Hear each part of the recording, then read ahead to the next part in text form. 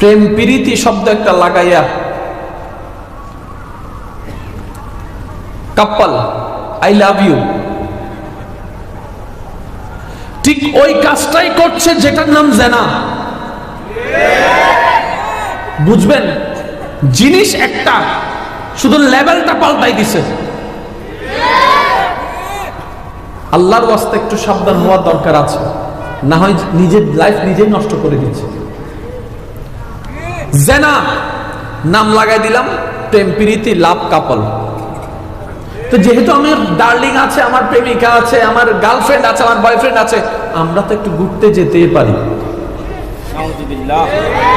আমরা ভুলে গিয়েছি জেনা চোখেরও হয়, আমরা ভুলে গিয়েছি জেনা হাতেরও হয়, আমরা ভুলে গিয়েছি জেনা জবানেরও হয়, কানেরও হয়, আমরা ভুলে গিয়েছি জেনা পায়েরও হয়।